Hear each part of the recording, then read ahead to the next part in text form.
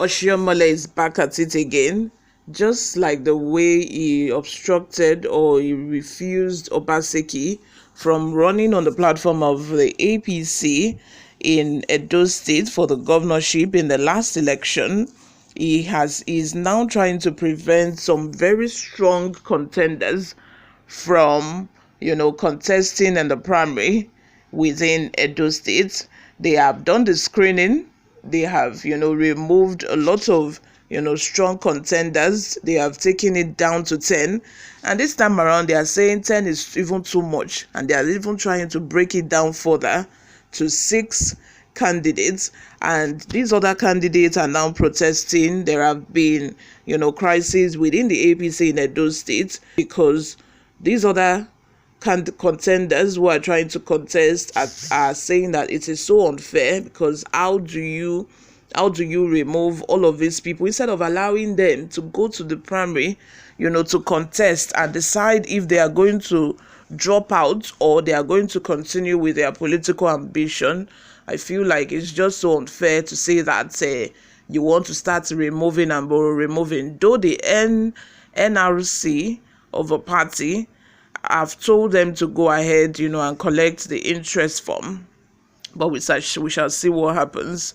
Before we delve right into the details of today's news, if this is your first time here or you haven't subscribed to this channel, please go ahead and subscribe.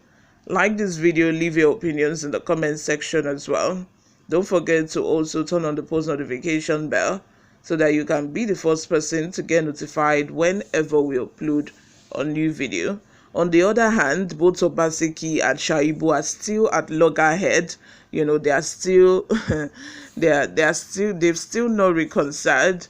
Shaibu held a crusade outside the government house, and he wasn't even allowed to use the government chapel. He had this crusade outside on the open ground. Epic war. If you try me, I will destroy your career. Understanding the new confusion in Adams Oshiomhole's camp.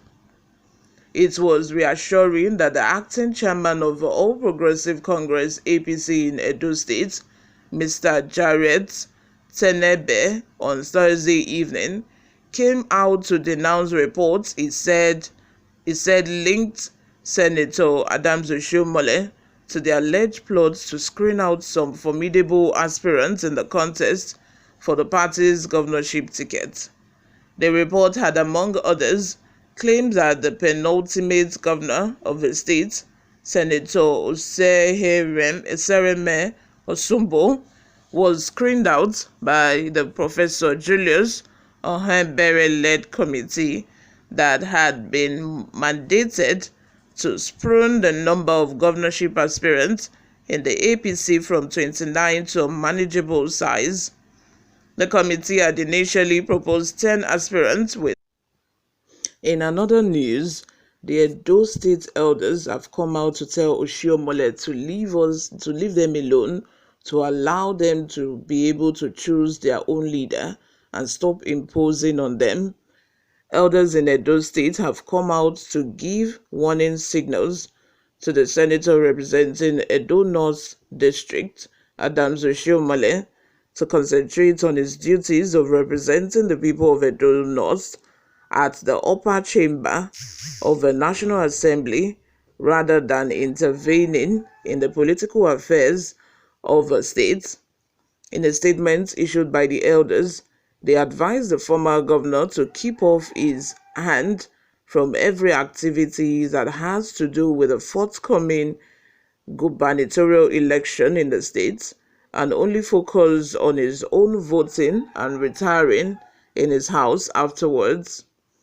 This latest development arose on the heels of a former Labour Union president's usual act of imposing candidates on Edo people, most especially during gubernatorial electoral processes, with the widespread rumor of a former governor allegedly imposing Honorable Dennis Idahosa of the Federal House of Representatives to emerge as the governorship candidate of the All Progressive Congress APC during the fast approaching election in the state.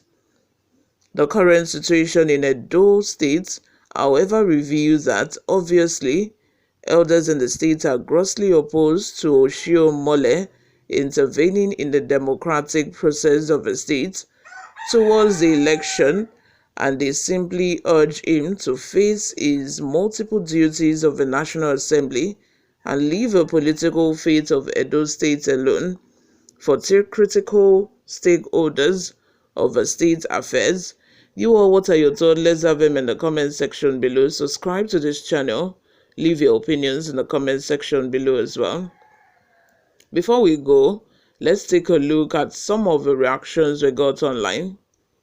Kelvin says, make Ugu blast that your useless mouth where you take they talk nonsense.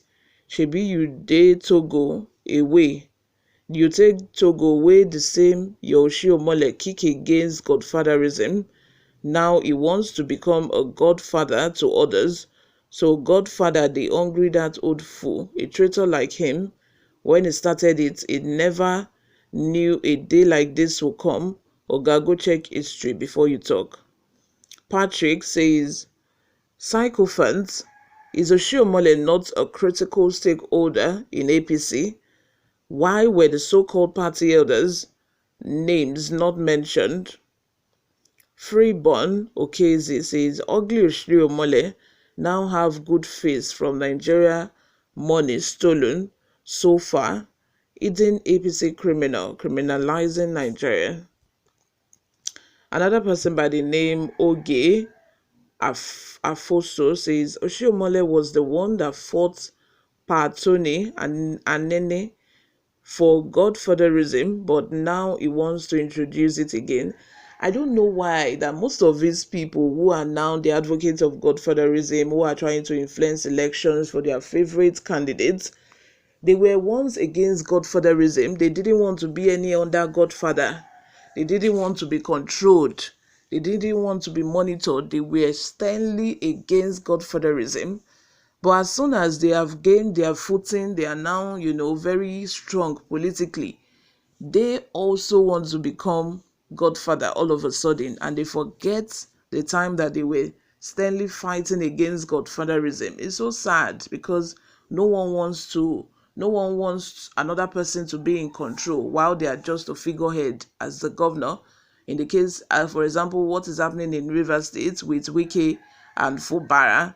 But as soon as they know that they are very strong, they also want to do the same thing that someone else tried to do to them. They also want to do it to other people. I don't know why they think that this is right. Agotaye says the elders that doesn't have any means of recognition, no name, mischief makers at it again.